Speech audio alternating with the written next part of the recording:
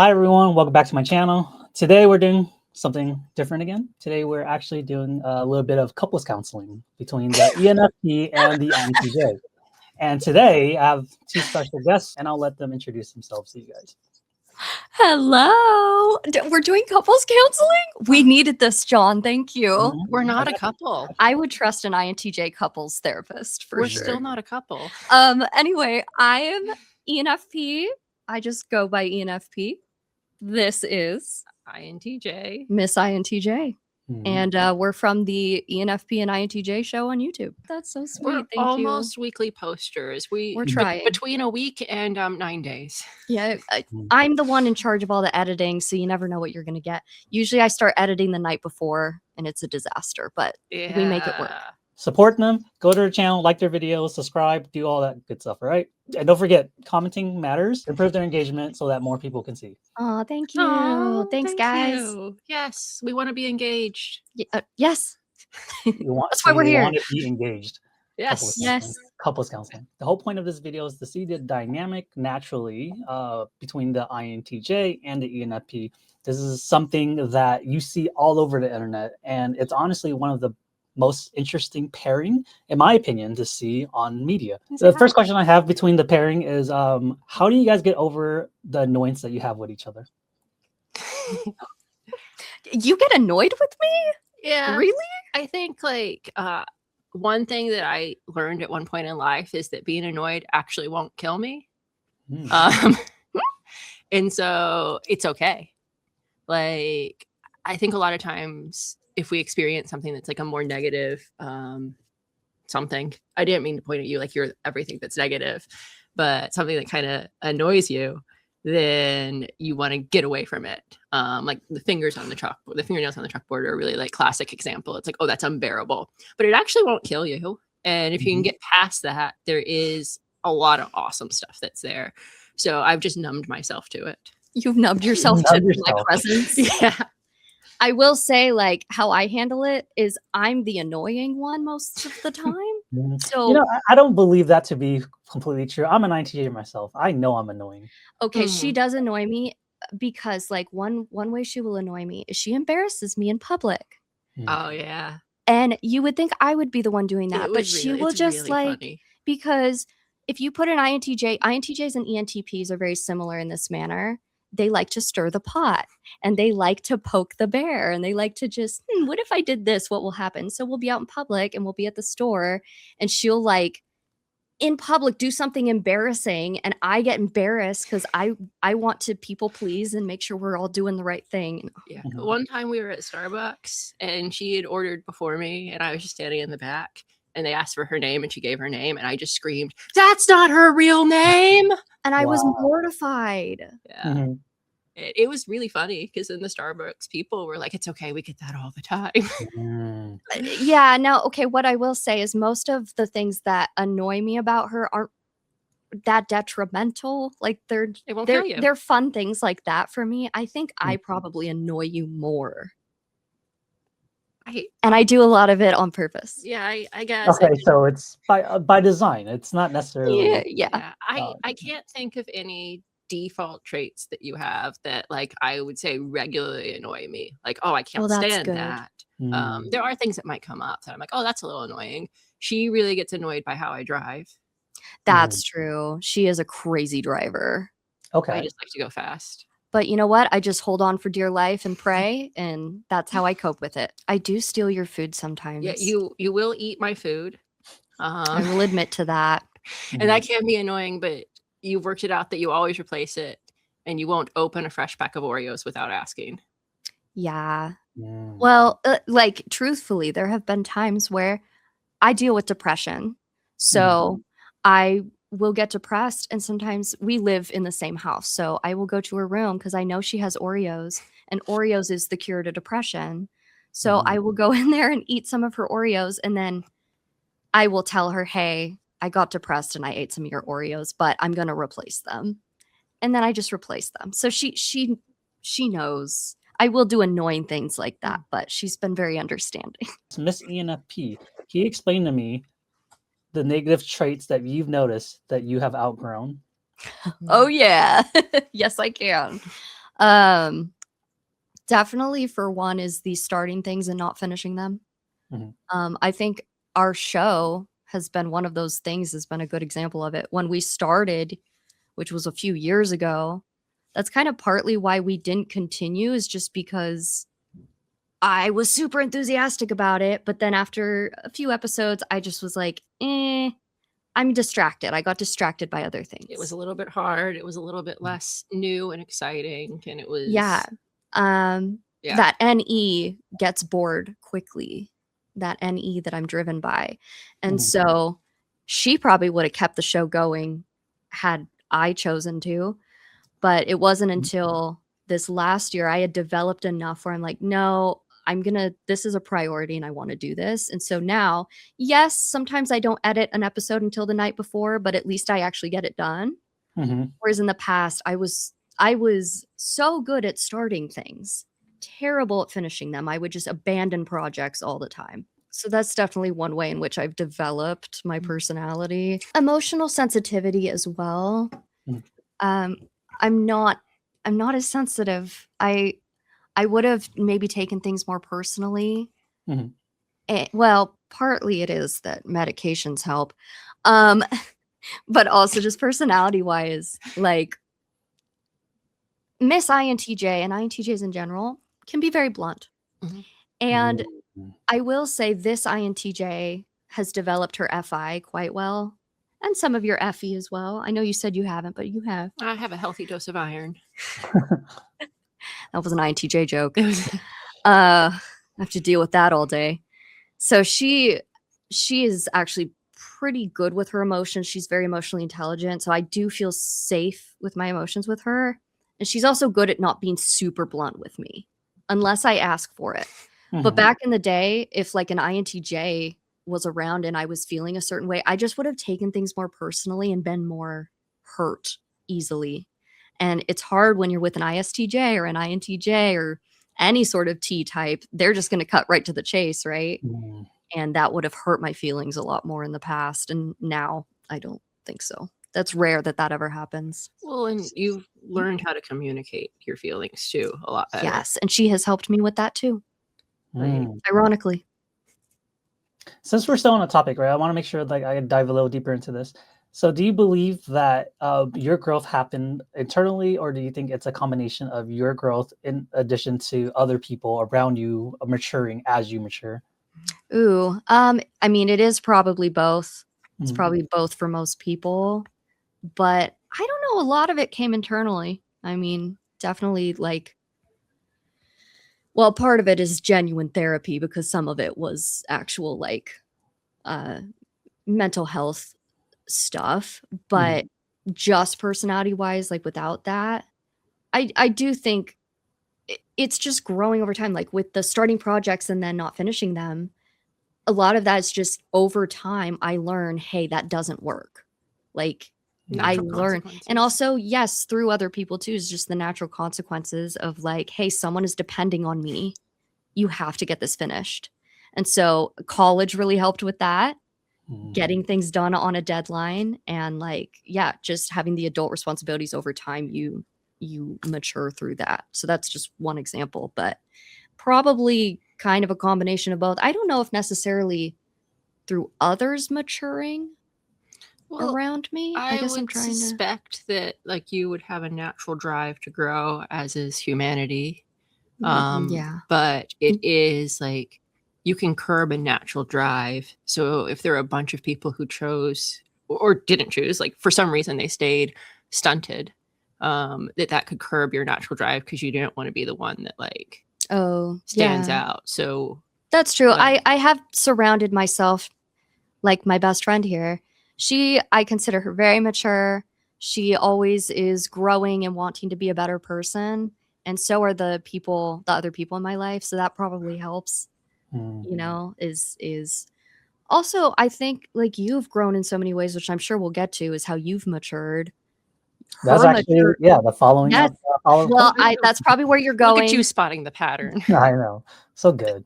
I finally got it. But yeah, definitely like we have affected each other's maturity and like forced each other. It's like, what is that? Iron sharpens iron. That Bible verse. They're Yeah, there that in the thing. Bible. Yeah, that thing. But yeah, I don't know if that made sense. That made sense. That made sense. You definitely touched on a lot of interesting talking points. You definitely see how FI influence your growth. There wasn't really much of FE involved in it, which isn't a negative thing. Which isn't a negative thing. You know, just depending on the type or depending on the person, there's different like levers or different different things to make a person grow. So Yeah. thank you for being Thank so you. vulnerable Yeah. with us, Miss INTJ. Same question. How have you developed over time? Oh gosh. Like since we've known each other, or Like since my life, or since birth? I mean, I think A it's little bit of both. Yeah, Yeah. wherever you want to take it. I think I've become a lot less rigid. I grew up like in a household with ESTJ as the matriarch. And so like there was a lot of structure and a lot of like rules, and not that that's I like. not that I like particularly embrace the rules, but it became like, okay, I understand like this rigidity has a certain amount of safety. But it kind of it's also in my nature to want to kind of push against like all of the boundaries and find out like, why is this here? Can we burn down this wall? What's going on? So like reinterpreting what security and safety looks like within the confines of my own personality has been a huge, huge thing. But also like creating room and space for other people that maybe they're not going to be in the same space that I am. And maybe they're not going to want to like push the same walls that I'm going to push or question the same things. And that's okay. And they can still actually live a really meaningful and fulfilling life. Because I think like arrogance would lead me to say like my way is the best way, and you're a dodo bird if you're not hopping on board. But like it's okay. Like there's a lot of different expressions of how to be a person. Yeah. And what did something lead you to this personality? Was this just one day there was an aha moment? Was there a switch, or did life happen and I think the meat mallet of life was probably the best way to figure it out. Is they're like kind of like what she said is with the starting things that she doesn't finish, realizing like, oh hey, that's not working. Yeah. I had like the natural consequences of like, oh hey, the way that I'm doing this, it's not working overall. And there's probably got to be a better way to do it. Yeah, I mean, like I think about your job. We don't need to go into detail what you do, but you work leading teams, and a lot of them are younger people. And so you especially now, like you really have to practice your F. Yeah. And like being sensitive to them and yeah. I'm pretty impressed by it. I mean, even that generational divide between being in your 30s and being in your early 20s, like you don't think it's that much, but there's so much of life that's happened in between. And they just process the world so much differently. And it's like, okay. She's very patient. Very patient. I don't know if you've always been patient. No, but I think patience is something I've had to also acquire over life. I think, you know, because when you can see the way you want it right now, you're like, oh, this should work. Let's do this right now. But you can't force someone else to get there. You have to let them find their path in their own way. And you can try and help guide it. I think when you were trying to make the syrup, that's she was trying to make a lavender syrup for lavender lemonade one time, and you've gotten so much better in the kitchen. Thank you. You've gotten so much better, but this is the compliment sandwich. This was when she was still very new to everything, and so her competence level was a little bit frightening. And I was on standby to help, but it was her project. Yeah. And she had infused the syrup with the lavender, and then she had to drain it so she could separate the syrup and put it in the and you know you're supposed lemonade. To pour it in the strainer into a pot. Yeah, and she took it all over the sink, the strainer and the syrup. And but there was no pot. There was no pot, and she was about to pour straight down the drain. Like, hey, what are you going to pour that into? And she's like, the drain. I'm like, yeah, but what are we pouring that into? Oh, right. I need a Mm. pot. Yeah, it took us like, early me, young me would just snatch it out of our hands and, like, Just do it yourself. come on, let's do it. It's faster this way. It's easier this way. But that would have stolen something of, what you were trying to accomplish. And She's very patient with me, and by you letting me analyze that, you helped me to figure it out myself. Yeah. And I got smarter. Mm. Yeah. She does that all the time. Okay. I think thank you for that. I also noticed your response was very NI heavy.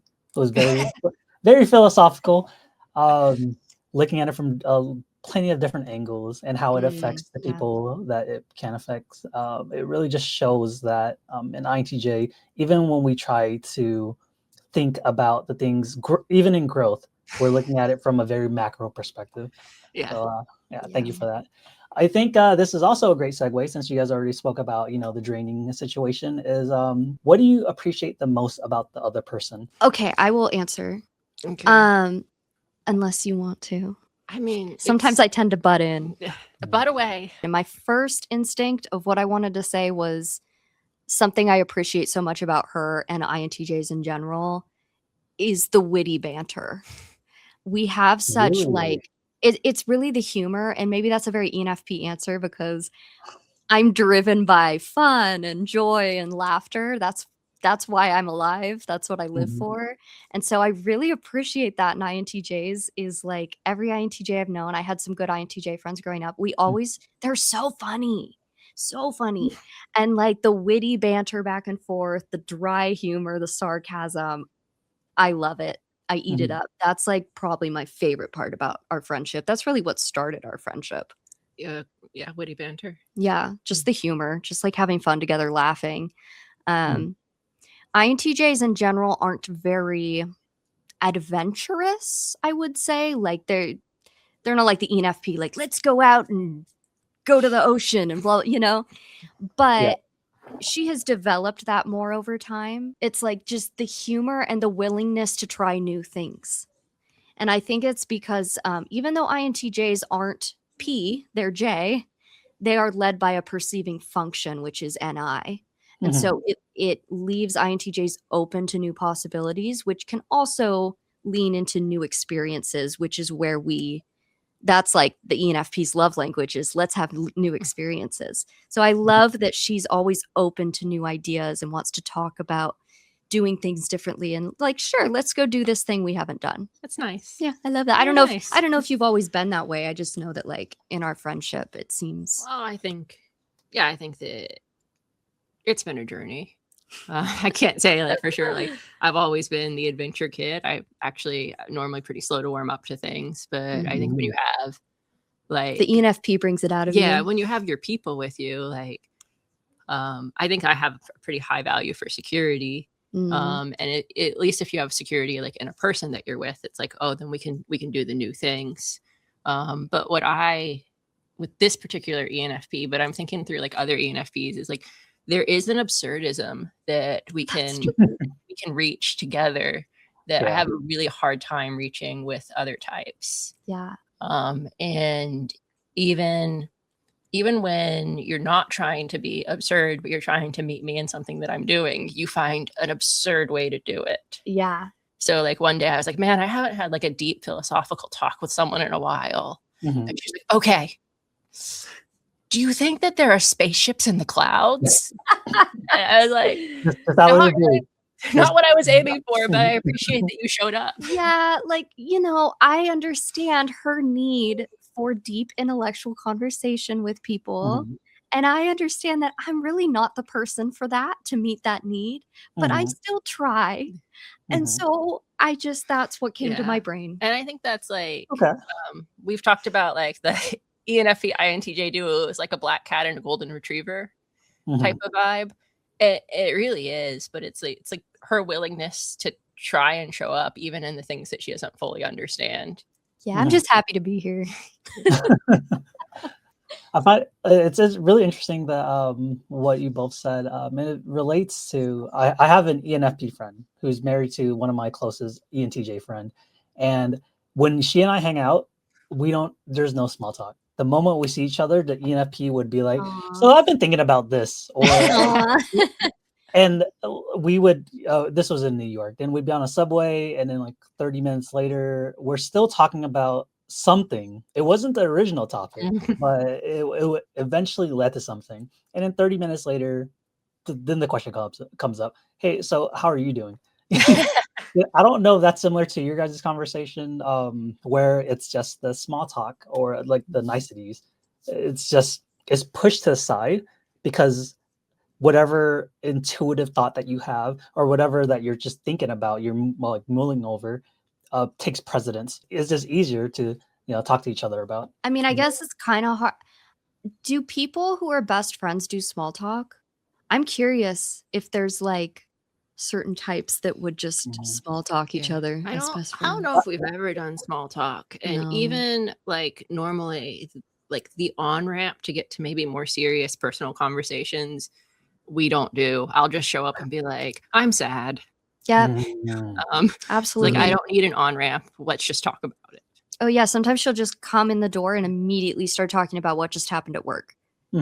And I mean, part of the reason we started the show on YouTube is because we just talk about Myers-Briggs all the time. And so she'll come home and talk about her coworker that she thinks is this personality type and this situation happened and how the personality dynamics happened at work. And just straight away, we'll be eating dinner and just straight into that conversation. So really, so then Miss ENFP, how do you deal with Miss INTJ's outbursts? Emotional outburst. That sounds so draining. I know, it's so ridiculous.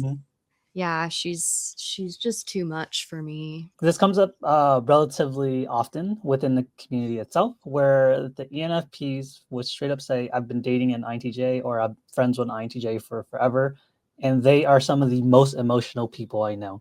You believe that there's some truth to that. And then Miss INTJ, I would like to hear your perspective as an INTJ, why they might perceve that. Yes, I must speak first. This is our depth and breadth of emotion conversation all over again. Oh my gosh, it literally is. We were taking, this is kind of what you're talking about. We took like a free online Enneagram test. Okay. And one of the questions was like, I feel more deeply. I feel more deeply than other people. And then that just got us thinking like, do people feel more deeply than other people, or do we all feel deeply, but some people just feel deeply more often? Yeah. So that's like, kind of what I think that infers that some people think shallowly. Yes. What does that mean? Exactly. I thought it was just a dumb question. Yeah, depth, breadth, and duration. Yes, exactly. Very smart. You said it better. This is why I keep her around. I feel like a genius after hanging She out. actually bullies me a lot. What? She does. I probably do. She does. She well, that's part is my love language. Sorry, I will get to your question. My love language is teasing. I like teasing people and I like to be teased. And INTJs, they get that right away. Like I can tease her or she teases me all the time. Yeah, actually, in one of our episodes, and I made like a little TikTok out of it, and a bunch of INTJs loved it. I literally said something along the lines of, every INTJ I've known, they feel very deeply. And I think a lot of people see them as robots, which is funny for memes and stuff. And like, I get it.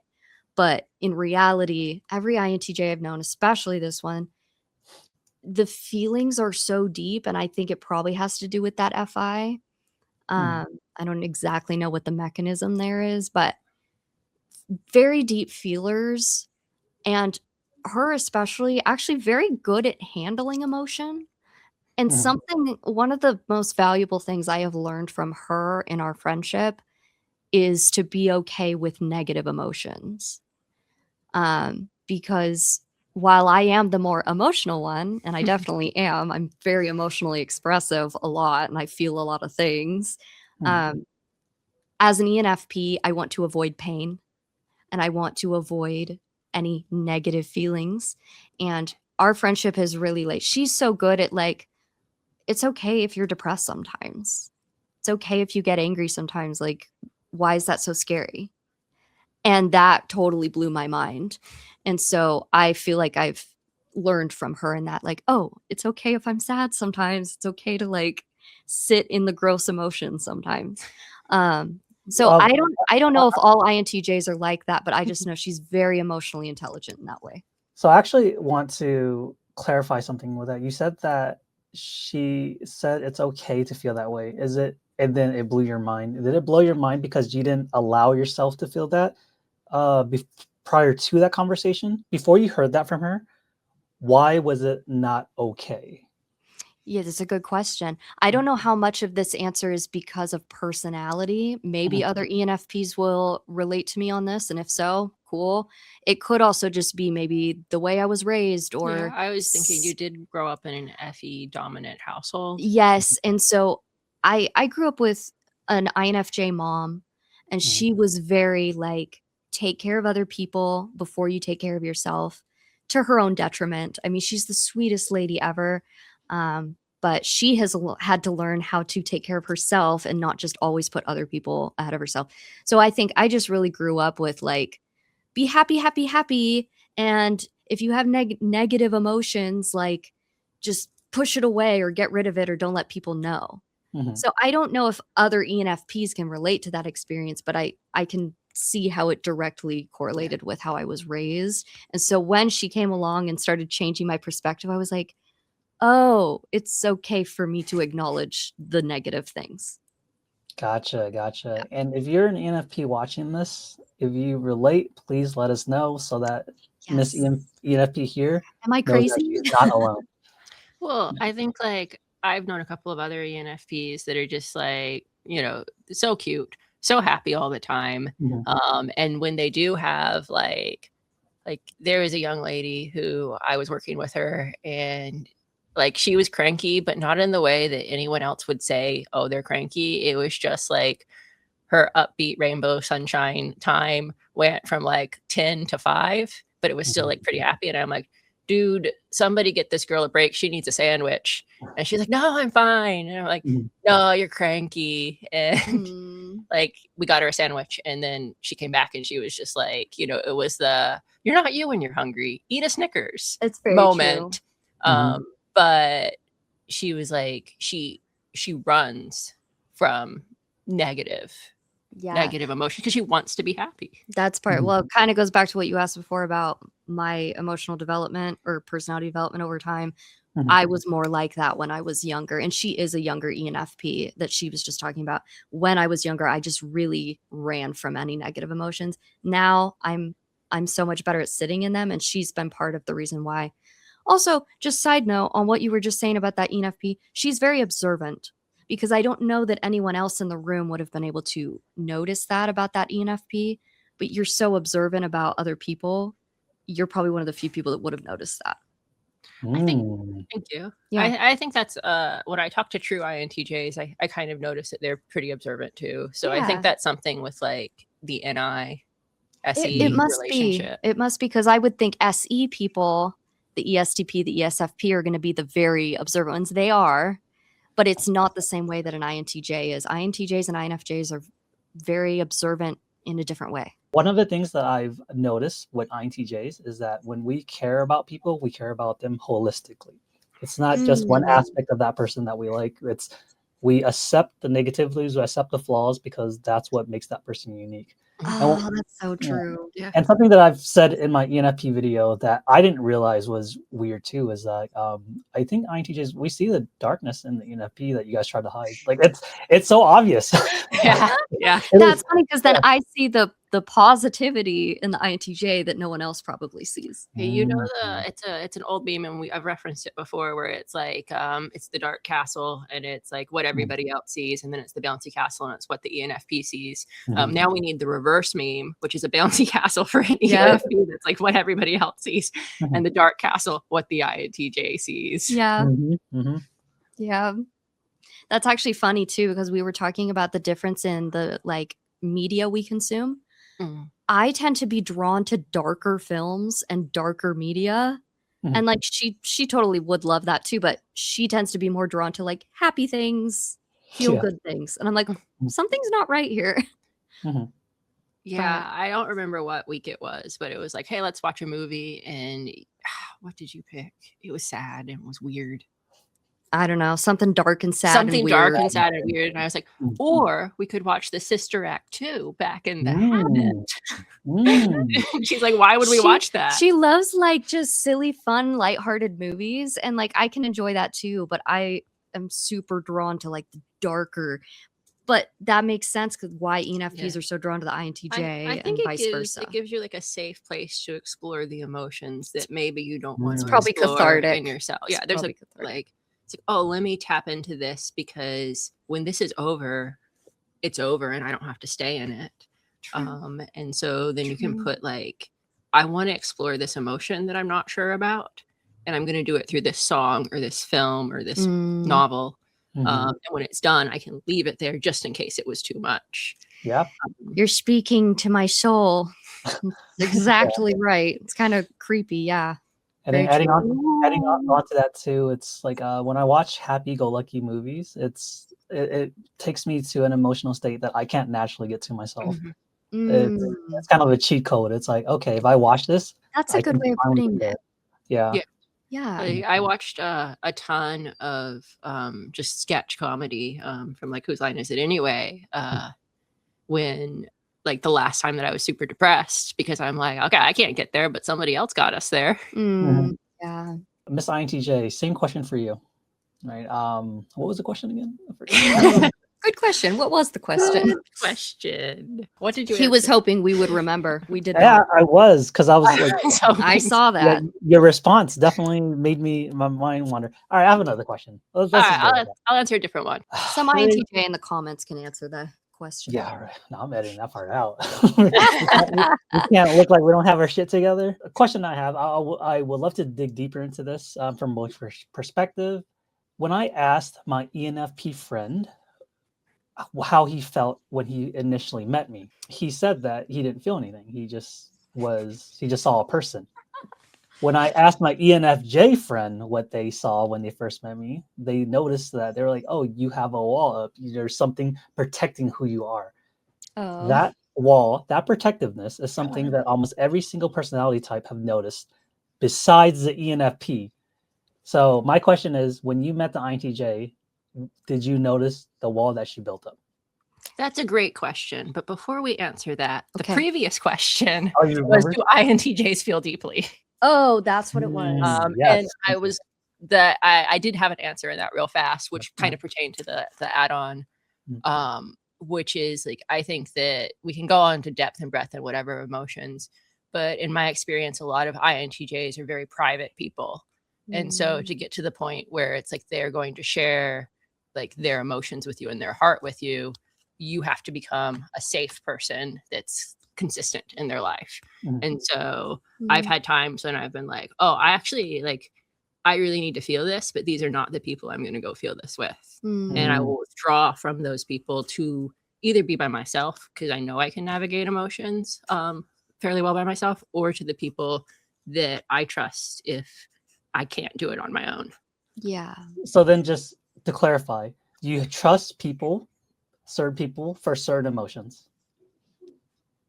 Boundaries. Yeah. I think that's a good clarifying is there are like, my therapist is probably the one that I trust most with all of my emotions because that's what she's trained to do. That is fair.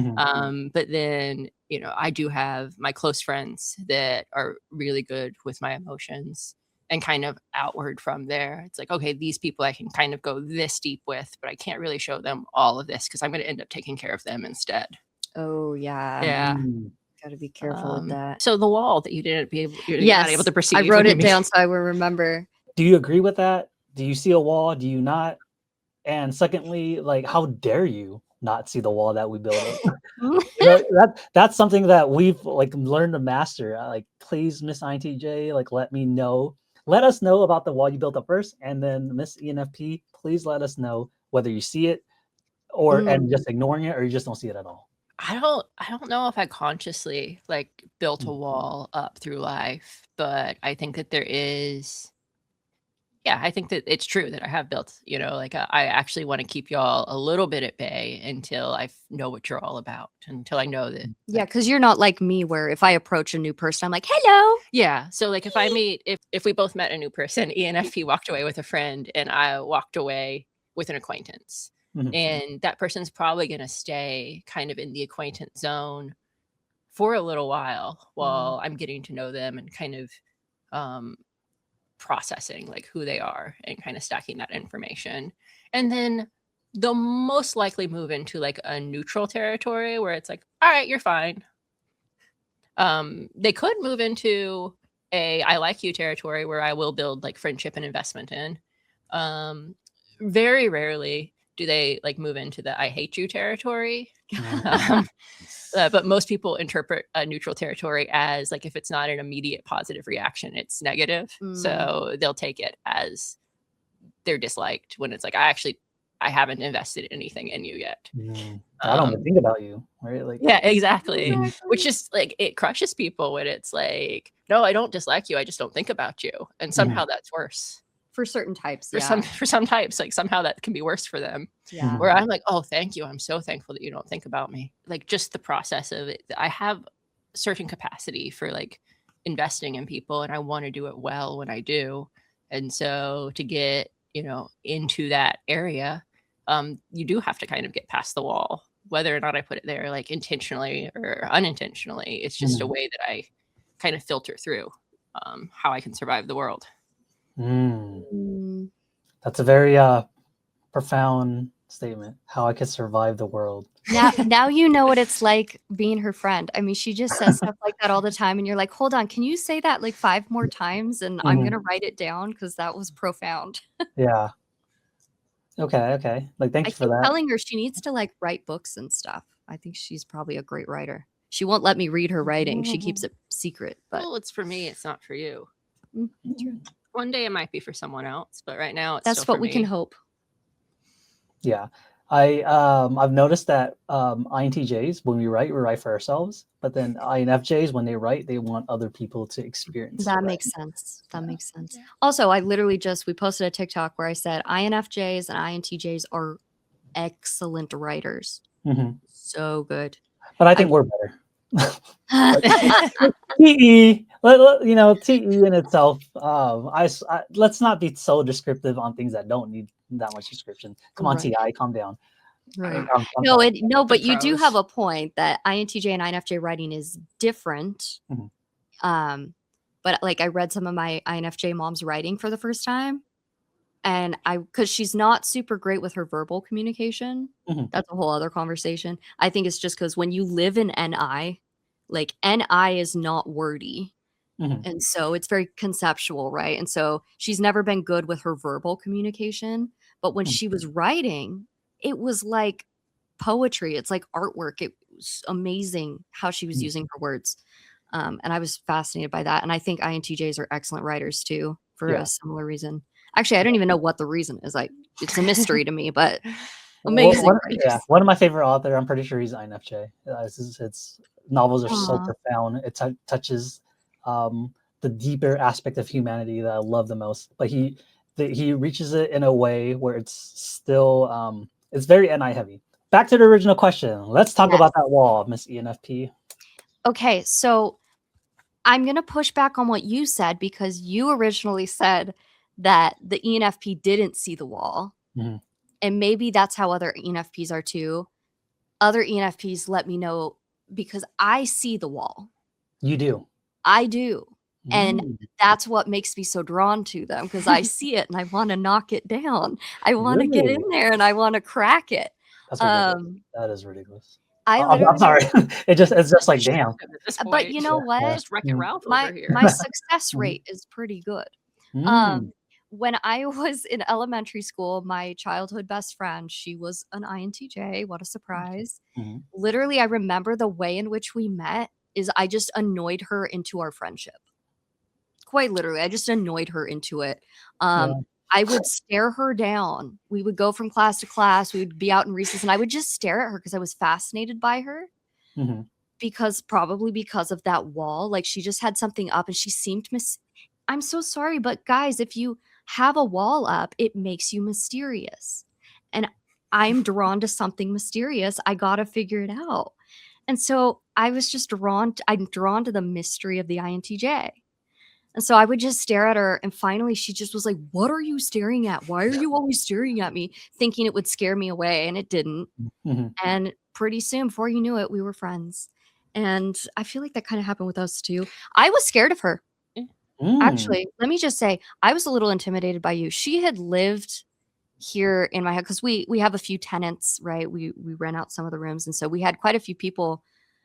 She had lived with us. We lived in the same house for like a year About a and year. never talked. Never Okay. talked. And ironically, now we've been best friends for like 5 years. Yeah. But that first year of us being around each other, I actually like found her kind of intimidating because of that just kind of stoic appearance.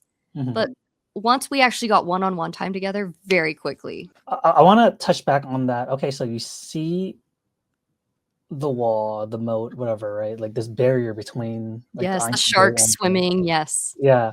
Okay, so that just doesn't make sense to me. Okay, so if you see a moat full of sharks, all right, and you see someone on the opposite end, on top of the castle, that's just not even like paying attention to you, what drives a person to want to, you know, leap over the moat infested with sharks, to climb the wall, to potentially talk to someone that isn't giving them any attention? Like, please help me understand It's this. a very Mabel Pines thing from Gravity Gravity Falls. Falls. Mhm. Like that looks dangerous and unpleasant. Let's go towards that. I think that's like the universal ENFP, ENTP experience of Mhm. like, I want to go have this new experience. This thing looks fun. And then you just want to go poke and poke and poke. Mhm. I really don't know. I would have to think pretty deeply about it. I don't have a better answer beyond just like opposites generally attract. There's just something in me of like, that is so opposite of who I am. I am Mhm. so like, la, la, la, la, la. And so I'm fascinated by something that is different than me. Mhm. And maybe everyone else thinks it's way scarier than it actually is. I think that's what it is. It's like, yes, it looks scary, but I don't think it's actually that scary. And I'm going to get close enough to see if I'm right. And usually I end up being right. INTJs really aren't that scary. We can be, I guess. I think they want to be seen as scary sometimes, I was but like, they're yeah, not. thanks for outing us. It's just being big softies. They actually Yeah. are big softies. Miss INTJ, I would like to hear your perspective. How does it feel to be on top of your castle, watching this random stranger jump over a moat filled with sharks, trying to get to you and trying to get your attention? Yeah, I think it's really interesting. I've had just several different ENFPs in my life who've tried to, and they don't necessarily, we could pass ENFPs. There have been some ENFJs who have also tried to like get through, but there's Mhm. something charming in the way that an ENFP like tries to connect that Because it's not to get anything, it's just for fun. Like, I Yeah. literally just want to connect with you because I think you're interesting. Yeah, I think like that's it probably is like with an ENFP or ENTPs in my life, the connection has been it's like, hey, I want to connect with you. You seem interesting. What's behind the wall? What's the mystery? Mhm. Where with maybe an ENTJ or an ENFJ or there's some other types that it's like, no, the mission is to get past all the obstacles. And it's like, I'm like, Mm. well, that kind of makes me feel a little used. Or like more defensive, like, Yeah. no, I don't want to share. Yeah, that makes me want to put up more obstacles. I'm like, That okay, makes you're not sense. getting this. Mm. But it's kind of like okay, you can look at everything and you can still see that there's me. That kind of bestows you as worthy a little bit. Yeah, because when I Mhm. was getting to know her, it feels like an honor to get more information. It feels like, wow, you're sharing more of yourself with me, and I don't want to change you. I'm just Mhm. curious about you. I think you're amazing the way you are, and I just want to learn more. It's just pure curiosity and like wanting to connect. And that's it. And I think that's part of maybe why the INTJ and ENFP will connect well. And you probably opened up quicker to me than with other people Yeah, because I'm an ENFP for that reason. I think there is some ENFP and like it's more fun with an ENFP. Like life is always more fun if you have an yeah, ENFP around. I have an emotional support ENFP, and it just makes things a little bit more fun. Even like maybe we're not going to get there the most efficient way, but we're going to get there the most fun way. Yeah, that's what matters. Okay. So what I'm hearing is there's this theme of both of you seeing each other for who the other person is without any type of other ulterior motive besides just getting to know who that individual is. To go further into that point, it sounds as if INTJ appreciates the effort, the TE that the ENFP puts in order to get to their FI. And I feel as if the ENFP appreciates when they start seeing the INTJ's FI after they put in the TE. Yeah. Does that sound similar to how you guys connected? And if it does, help me expand more into it. Because I think what I'm trying to get at is, like, we understand that it's one of the golden pairs. Let's try to fundamentally break it down to the reason why it's one of the fundamental pairs. Not a fundamental, but golden pairs. Yeah. I mean, I think we both have a dominant function in intuition. Mhm. And while hers goes out, mine goes in, and we've gotten into numerous squabbles trying to like define Late night debates about that. Trying to define it, because it's like, it's the same thing, but it's not. It's different, but it's the same thing. And like just cycling through that over and over again. Don't get me started. We're talking about like NI versus NE. Yeah, NI versus NE, because it's all intuition, but you know, the attitude of it makes it a little bit different. Yeah. But that does give us like a commonality and a common ground to be able to kind of understand and see the world through. It makes us both very open to new ideas and experiences. Yeah. Yeah. And then we're kind of flipped. Like if you do prescribe to the notion that you give attitudes to the third function, then we're able to strengthen each other's, like she's able to help strengthen my FI, I'm able to help strengthen her TE, and vice versa. Yeah, so that would be our tertiary function, the third function. So we're strengthening that in each other. And maybe that's part of where the mystery is, because at least that's why I'm drawn to the INTJs. The mystery of it is the further down you go in your function stack, the more unconscious it becomes. And I think if you've developed your dominant function and your secondary function, what's next? Your tertiary function. And so that could be part of why we're drawn to each other, is because we were ready to kind of develop that tertiary function, and we found it we were able to strengthen it through each other. And like watching you kind of grapple with TE is entertaining. Yeah, it's kind of like a pro golfer playing mini golf with the kid, you know? Like, okay, let's just work on our short game. That's okay. And it's probably the same thing for you, watching like at times when I'm trying to like identify or work with how I feel about something. Yeah. Like, you know, oh, I'm very competent in that, and I'm watching you. Okay, you're just playing mini golf. Okay, that's gonna be okay. We're just gonna hang out. Yeah. So there is a little bit of a joy that you can derive in that, and like everybody likes to play mini golf. Yeah, but I think it's interesting you bring that up, because if I am so much more used to FI, when she's trying to use it, I'm able to give some more support and showcase like how I've been able to develop it, and then vice versa with the TE. Thank you for all your answers so far. Since this is my channel, and I do want to focus on a few things. One of the things I do want to focus on is, you know, just helping the community find lifelong partners. So with that being said, Miss ENFP, let's start with you, since we started with Miss INTJ in the last question. How would an INTJ find an ENFP, and how would an INTJ act in order to attract the attention of an ENFP? Oh boy, what a sexy question. Usually because people will ask me that on TikTok, they'll be like, how do I find ENFPs as INTJ? And my answer is always, you don't find them, they find you. The INTJ is an ENFP magnet. That's generally what happens, because ENFPs, we adopt our introverts. That's like the meme, right? It is true. I impose myself on all the INTJs I have met in my life. That is typically how it has happened. But with that being said, I find that an interesting question in general, because usually it's us ENFPs needing to ask, where the heck are the INTJs? Because they're all hiding. They're all hermiting somewhere. How do we find them? I am fascinated that the INTJs are trying to find the ENFPs. I feel like just leave your house. Get out the house. You'll find them. I'm imagining an INTJ just walking outside, leaving the house. I'm like, now what? Now what do I do? The universe will provide you. What is that? The cat distribution. That's I was just thinking the about cat that. distribution system. There's like an ENFP distribution system for every INTJ in the world. Mm-hmm. Yeah. Where would you say to find ENFPs? Really, you can find them anywhere. They're always off on. They're probably trespassing somewhere by mistake. Honestly. Yeah.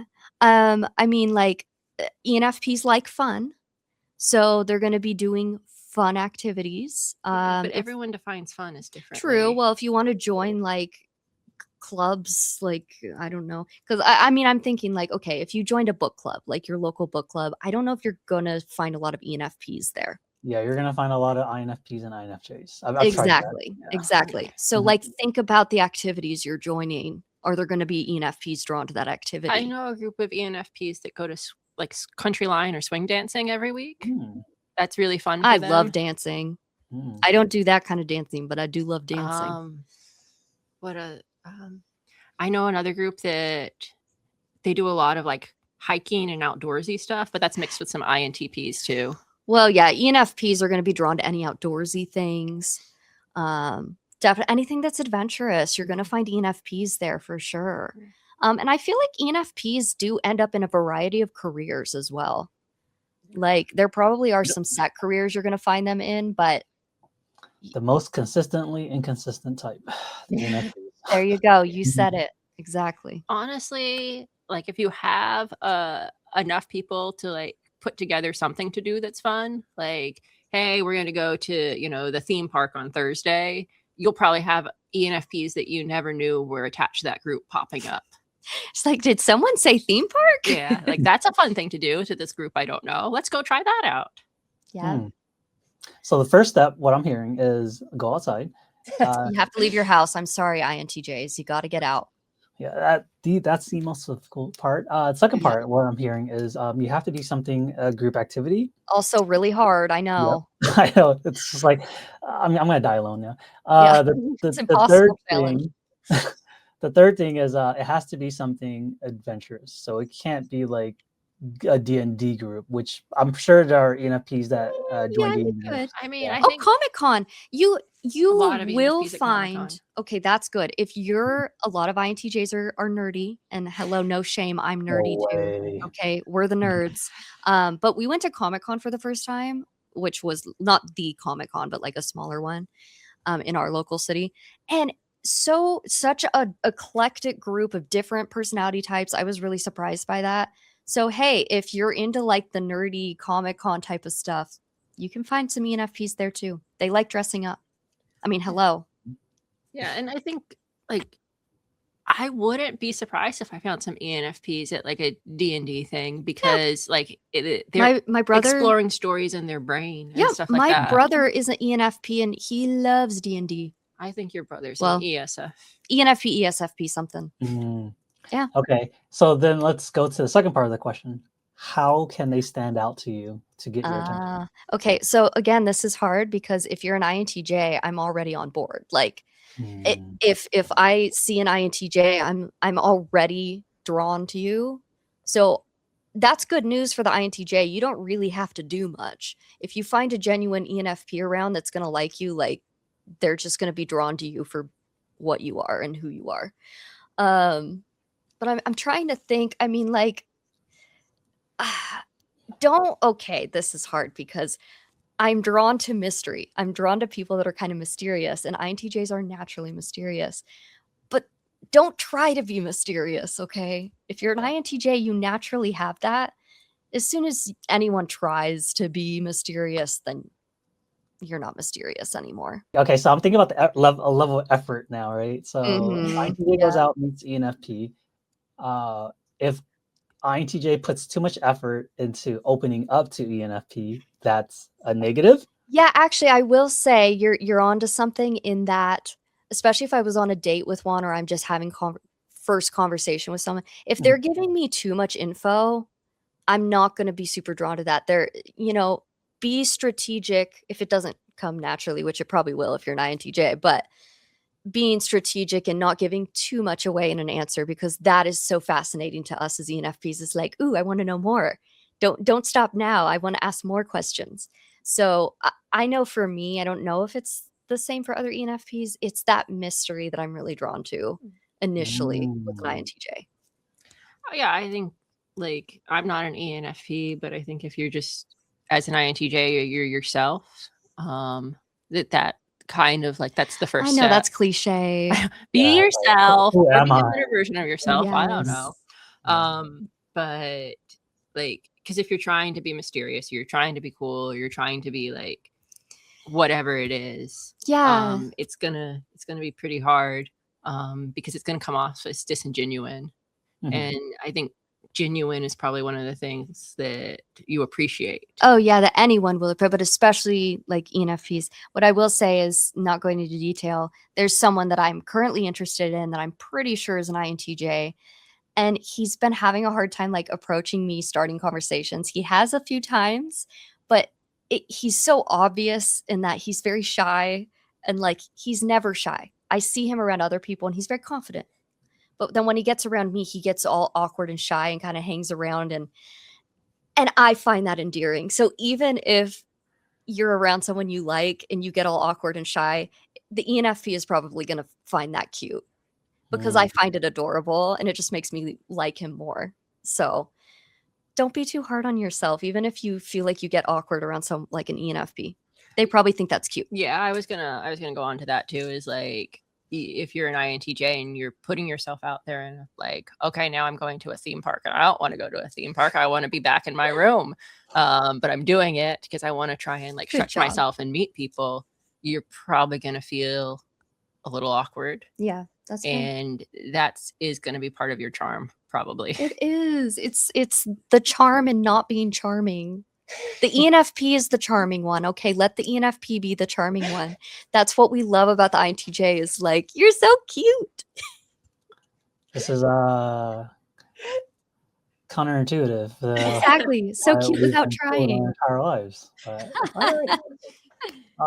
Before we get on to asking the INTJ the question, is there anything else that you think we should add to let the INTJs who are trying to find an ENFP?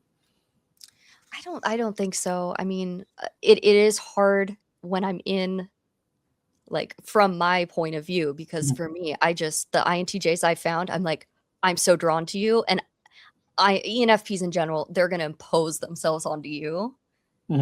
So I think what you were saying, it's a matter of them finding each other. So it's a matter of the INTJ being willing to maybe step out of the box, step out of their comfort zone, and do things that ENFPs are doing if you want to find one.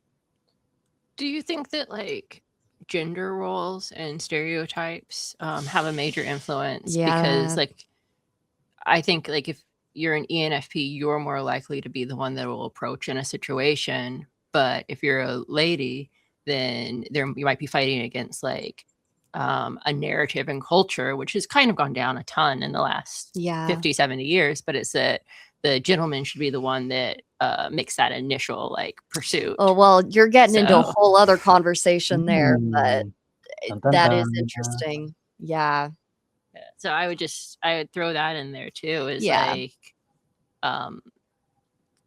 that is something that makes it a little bit more complex. It can. Yeah. Because if you're a dude out there, if you're a more traditional, because nowadays, like, women will approach men, no problem, and have no problem asking out. But you will still find, like, personally, even though I am the extroverted one usually, and I have no problem going and starting the conversation, I just personally don't like being the one to ask the guy out.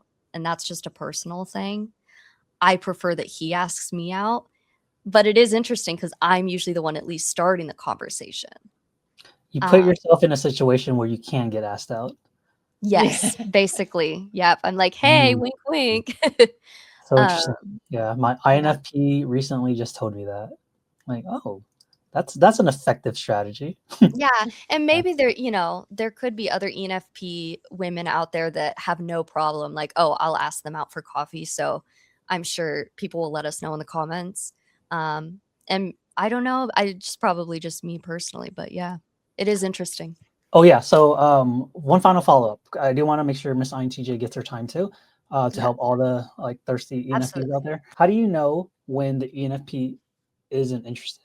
Like they're just being nice. Oh, that's so hard. And I'm so sorry that we do this, but we are just nice to everyone. We really are. Disgusting. And I have noticed with like Build that wall. I brought up the example of like someone I'm interested in right now that I think is like INTJ, INFJ, something like that. I get shy around him, whereas usually I'm not shy. And so that could be an interesting tell, is like maybe that's just a me thing and not a general ENFP thing. But I have noticed when I do genuinely like someone, all of my extroverted traits suddenly go out the window and I'm like, how do I act like a normal person? What is wave? Yeah. So, or at least I notice I have to be more conscious in like, okay, ENFP, you need to act normal right now. Or like, I just become more, yeah. So if an ENFP is acting a little bit more awkward around you or a little more shy around you, that could be a Whatever good tell. more awkward means for ENFP. Yeah. Try and find their baseline of awkward, because you just met them and then they're behaving more awkward. Exactly. So. Well, see how they behave with other people compared to you. That can be a big difference. Because yes, I am typically just nice to everyone. I smile at strangers. I ask strangers, "Hey, how are you today?" Like, right? But when I'm around this guy that I like, I really have to force that. And there's still times where like I'm not making as much eye contact as I do with everyone else. And like it's probably pretty obvious. Yeah, that sounds like disinterest. I know that's the hard Or part, it right? could So be perceived as you have disinterest. to observe the ENFP with other people. You have to be able to compare it. Yeah. See, there we go. There we go. That is something. That's a tangible There you test that go. can be I ran. know the INTJ is very observant, so use those skills. Mm-hmm. Watch the ENFP with everyone else and see if they act differently around you. Gotcha. Okay. All right. Something's up if they are. Thank you very much for that. I'm pretty welcome. sure you're going to be the reason why a bunch of INTJs find the I'll just become a matchmaker now. Yeah. Oh no, everything's turning into a dating thing. Miss INTJ, let's go to you now. Same question. Let's start with, where can we find Miss INTJ or INTJs, and what can we do to stand out to the INTJ? Yeah, I think the where to find an INTJ, this has been break into their home. That it's a big question. The internet can't even answer the question, really. I tried. I think a lot of INTJs are at home. They like to be at home, but that doesn't mean that they don't go out and do stuff and they don't want to expand, like, and learn new things. But it's hard to find necessarily a pattern of them doing that. So, they might, join a bird watching club for a couple of weeks, learn about Such an old lady, and then move on. I think a bookstore, for me, is a great place. And I think you can. So, like, we went to Pal's bookstores in Portland a little while ago. Great bookstore. And it was funny because it was just a really, really busy day. And I was getting irritated because I'm like, these people don't deserve to be in the bookstore, which is ridiculous. Anyone can buy a book. Like, I don't know why I was acting like that. But because it was like their bookstore etiquette didn't match my bookstore etiquette. And I was used to going to bookstores where people match my bookstore etiquette because it was probably a bunch of other INTJs who like. What's a bookstore etiquette? I was about to ask that, John. Maybe don't speak loudly on your phone in the middle of the bookstore on speakerphone. If somebody's in an area looking at books, maybe don't crowd them. Let them have that shelf and that space. And then when they've moved on, you can move into that. Oh, it's like shopping etiquette. I get it. Yeah, like bookstore etiquette. Yeah. Maybe don't read the Kama Sutra loudly either. like things like that, you know? Yeah, there were some people there was a person in the store that day that had their phone on speakerphone and they were talking loudly on the phone. Like, that was weird. Yeah. Very oblivious. Yeah. But like normally if I go to bookstores, and I won't go like on a busy bookstore day, which who knew there were busy bookstore days, you will find like just a scattering of people that are just politely finding books. And I would recommend go like to a philosophy section or That's the only place she a goes. psychology section. Yeah. Let's role play. Let's role play. Oh, So fun. Woo! Oh, okay. Oh. Can And let me this- borrow your glasses. Ah, yes, Nietzsche. Yes. Nietzsche. Yes, life is depressing. Okay, let's say like you are reading Nietzsche. I think that's a great place to like first you kind of test the water, you know, maybe a hello is a So, great way. Nietzsche, Hi. Yeah. Hello. There's a human talking to me? Yeah, because like you'll get the feedback really quickly on like, hi. Oh, this person is attractive. like, I think I might put this book down. Well, no, they probably won't put the book down. But, oh, okay. You I'm know, still holding oh, it. hey, you know, and then there can be a little bit of dialogue as like, oh, I see you're reading Nietzsche. Know something about Nietzsche if you're going to talk about Nietzsche. Oh, ENFPs out there. Good luck. So yeah, go everyone study philosophy But first. see, it's stretching both of us because Yeah. the INTJ needs to get out of the house to meet the ENFP, and ENFPs, you might need to do some research on Nietzsche. Okay. All right. Yeah. So then Everyone. along this train of like this is great information, by the way. Like I'm pretty sure this is going to be the one like area that's going to be watched the most in this Oh video. my goodness, there's going to be a million of ENFPs in a bookstore now. Great. I'm helping fund literacy in You're America. welcome, world. So is there okay? So you're reading Nietzsche, whatever how you pronounce his name. Honestly, I don't know, right? But Mhm. what is it? Just opening up the question about the author, the philosopher, or do they still have to sound somewhat intelligent? Yeah. Yeah, like ENFPs probably shouldn't just memorize facts, Yeah. right? Right? I mean, Yeah, I wouldn't mean, that so work? I think if they're in philosophy, it's not, or psychology. I find myself in psychology a lot too. Mhm. And I know a lot of INTJs that when I talk to them, we do kind of have a psychological bent in discussions and stuff like that. I mean, honestly, that's the only section I'm at whenever I go to buy my books.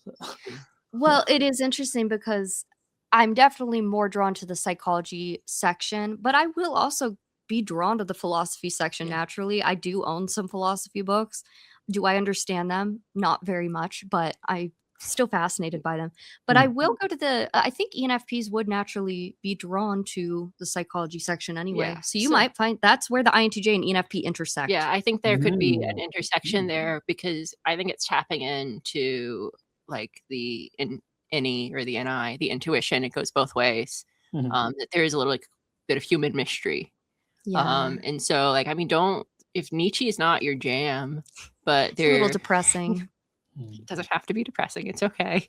But there is something else. Like we both really find a commonality with Yoon. We love Carl Jung. What a surprise. That it's Mhm. like, oh, see if there's a spark in that. And then if there is, like, just be brave and see if you can get a connection going. Yeah. Don't be brave? You disagree? Well, I was going to say that in the bookstore, I'm also going to go to the coloring book section. And I don't think I'm probably going to find a lot of INTJs there. Yeah. But I think INTJs should go to the coloring book section. I think you guys would have a good time. Oh, see, guys and ladies, if you want to find an ENFP, learn to color. Exactly. Go to the coloring books. So I think if it's not going to be an INTJ's house, I think that you have a pretty good bet at a bookstore, especially if you can get like an old bookstore that has the aesthetic. Yeah. You are likely to meet like as an ENFP, INTJs through mutual friends. That's probably also going to be more likely just because they are hermity. Okay. They're not going to be out at social events. So you're more likely to meet them through mutual friends. Also, but you got to get lucky. A university campus sounds wild, but I went through this thing this summer where I had a hobby of going and talking to professors and like the provost and stuff like that about like I would set up meetings. I would go talk to them about the future of education with the rise of AI and what they were doing about it because I was just curious. You're such a nerd. Right? I love it. Yeah. Yeah. And so, I mean, the summer was a great time to do that because I got to like, there weren't a whole lot of students around, and there were other kind of nerdy people going and talking about like different things. So that's a great place too. Yeah, I mean, usually at university campuses, depending on like the size of it, they'll have what do they call it? Like events where you can just go pay, like lectures and stuff or workshops. You can go join. Some of them are even for free. So yeah, you'll find some intellectual types there, ENFP. You will find some intellectuals at the university if that's what you're looking for. Okay. So the second part of the question, what would an ENFP or a potential suitor have to do in order to stand out in a positive way for you? Wear purple hair. Would that work? You know what? I'm so used to ENFP over here changing her hair every day. I'm not sure that I would process it. Like, what if you saw a guy with like purple hair, like dyed his hair purple? I mean, we live in California. That's true. That's pretty. It's pretty normal. It's pretty normal. It's another Tuesday. What would they have to do to stand out? I mean, again, maybe not helpful, probably pretty cliche, but I think it's just be themselves. But if they are sincere and they want to connect, then be sincere and want to connect. Because I think one thing that ENFPs can be is a little bit flighty sometimes, where it's like they'll start something and then they'll get distracted and wander away, and it's like, we were having a conversation.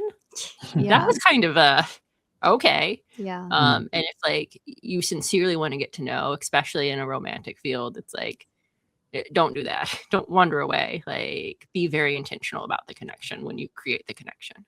Yeah. I was going to say too, well, it's just remind me if you have anything else to add about that. I'm going back to the ENFP attracting an INTJ. INTJs, if you want an ENFP, poke at their humor. That was one I forgot. Oh, humor. So make sure to put that in there. Is ENFPs are so driven by like laughter and joy that if you can get us laughing and be humorous and get that witty banter going back and forth, like, yeah, if you can trip into witty banter, I think that's going to be like, it's going to work both ways really well. And I don't know about other ENFPs, but it's that teasing, like being able to kind of like poke at each other in a lighthearted way. That goes a long way for an ENFP. I think both ways, yeah. Yeah, both ways for INTJ as well. I think that's what reminded me was like, with both of you guys connecting, ENFP and INTJ, pull on the humor for sure. Yeah. I want to add, for those of you who are actually like, not actually, or paying attention, your miles may vary. If the person is a little on the sensitive side or having a bad day, definitely like, lighten up on that. Definitely lighten up on that. Yeah. Very true. Don't be too mean. Yeah. Yeah. I mean, we will say also, we're a sample of all, you know, we don't represent all ENFPs and INTJs. We can actually be pretty mean to each other. They are the representative. We're a sample. If aliens came to Earth right now and they're like, hey, let's get an ENFP and an INTJ, it would be these two ladies. Yeah. You're going to find that everybody is a unique individual. And so, while maybe there are some aspects that they can relate to, it's not going to be universally true. Right. Okay. Thank you for all that advice. I'm pretty sure you guys are going to be the reason why ENFPs and INTJs get together, and we're going to have more nieces and nephews. That makes me happy. Invite us to the wedding, guys. Yeah. She'll come with purple We'll hair. officiate it together. Oh, there we go. We'll dress up like an ENFP and INTJ. Yes. I'll wear purple. She'll wear green. I'll wear purple hair. With her purple hair. Okay, so final question I have for both of you. I want to make sure that you both have the opportunity to speak to the audience, but let's do it a little differently since we're doing, since you're both a pair. For Miss INTJ, what advice would you give to a younger ENFP that's watching this video? And Miss ENFP, same for you, but for a younger INTJ. Okay, that's nice. What advice I would give to a young ENFP? I think pretty much the same advice I gave to this ENFP when she was young. which is like you're gonna be safe in your emotions. Like they're just there to talk to you. And so listen to them, even the negative ones. Give them what they need. You're gonna be okay. And it's temporary. It's not gonna be the dark negative emotions forever. But if you don't deal with them, then they'll get louder and louder and louder. Advice. And I did get that advice, and I think it helped me. I got it straight from the source. Yeah. So that's beautiful advice. That was beautiful advice. Yeah. Do you have some advice for me? For you specifically? Oh, I have a list. No, I'm kidding. I'm thinking, okay, so young INTJs. Cute little young I mean, INTJs. listen, it's hard for me because y'all are perfect. I mean, what is there to say? No, I think kind of similarly, like a lot of the younger INTJs I've known, there's two things actually kind of. Number one is a lack of emotional sensitivity towards others and kind of to themselves as well. But I have noticed in the younger, less developed INTJ, even some older INTJs that maybe haven't like developed their feeling, they can end up hurting the people around them. And then, of course, they feel bad about that. It's not like they're sociopaths, but it's because they're not learning to. It's okay to lean into the feeling and realize the importance of not everyone is like you with the hard thinking, and just because someone's a feeler doesn't make them sensitive or weak or whatever, fill in the blank.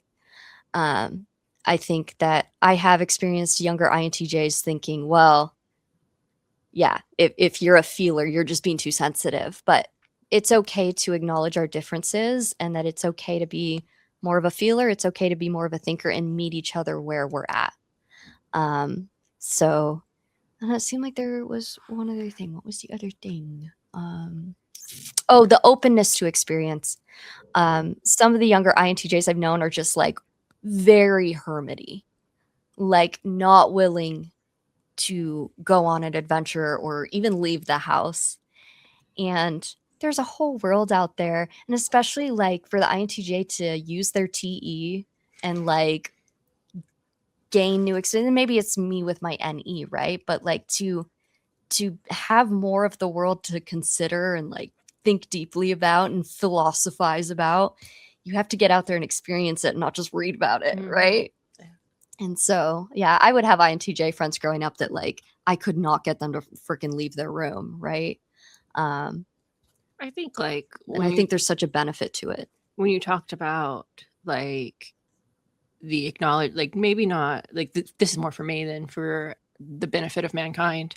The benefit for you. When you were talking about like, especially with young INTJs, being okay with the emotions. Yeah. Because I think like we've talked a ton about INTJs wanting to be competent and confident and kind of come across that way because that's a safety or security thing. But even just the other day, I was with some INTJs and we had like a little hiccup, and it was surrounding the youngest one. You could just tell like that there was like, oh, I'm not coming across as confident and competent. I might be the problem. That you could tell there were emotions that were kind of stirring in there. And it's like, hey, it's okay. Oh, it's okay. Oh, yeah. That makes me want to add to the young INTJ. It's okay to not be right all the time. I have known young INTJs that, yeah, they get so honed in on either wanting to be right or not wanting to doubt the knowledge they had. I think it could be more that of like INTJs value the knowledge they have. And if it turns out that the knowledge they had wasn't right, they don't want to admit to that. I don't know if that's necessarily true to young INTJs. That's just all INTJs. Like, I definitely don't like to be wrong, especially if I was confident that I was right. And then I'm like, okay, everything's like, I don't mind picking up something and saying, let's deconstruct this and analyze it and find out if we're wrong about it. But if I'm just walking down the street for life and someone's like, that's wrong. It's like, no. Yeah. Meanwhile, I'm fine with being wrong most of the time because I just assume I probably am. It's very interesting to me that Miss INTJ, your advice was for the ENFP to be more okay with introverted feeling, and then Miss ENFP, your advice was more geared towards the INTJ's extroverted thinking. Um, it it's fascinating. It's fascinating that the second function is what like a lot of us pride ourselves on because it's something that actually takes effort and something that we actually excel in comparison to our peers. But it's also something that causes us so much stress when we're not the best at it. And it's Yeah. very interesting that both of you, your advice is towards that specific function for the other person.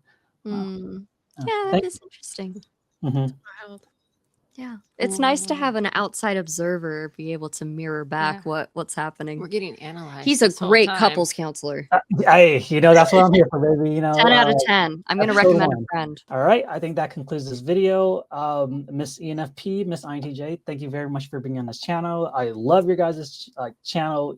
Again, please promote it, plug yourself. I want everyone that's watching this video to go to their channel, like, subscribe, and comment on every single one of their videos. Thank you so much. Yes, it's just the ENFP and INTJ show on YouTube. And then on TikTok and Instagram, I think also maybe Facebook. I think we have a page on there as well. It's at ENFP and INTJ pod, POD. Yeah, we thought we'd be a podcast at one point, but then we realized we're way too much fun. We're kind of like a showcast. Yeah, that's what we're calling it. Yeah, but we talk about all things Myers-Briggs. We take personality tests. We just kind of dive into the human condition a little bit. That's me. I dive into the human condition, and she tries to bring me back. Yeah. And it's a little bit of everything. Yeah, we try and do a little bit of everything. We went to the zoo once. Yeah, sometimes we do vlogs. I mean, it's very random, but it's fun and educational. Yeah, if anything, it's entertaining. Yeah, and if anything, it's hope entertaining. You'll be entertained. Yeah. All right, thank you again, both of you, for being here. Again, check out their channel, check out their page, like, subscribe, comment, help the algorithm out, help them with the algorithm. Thank you. And I hope everyone watching this video learned something new. This concludes our first couples counseling episode on my channel. Thank you, everyone. Bye. Bye. Oh, good job, you wave.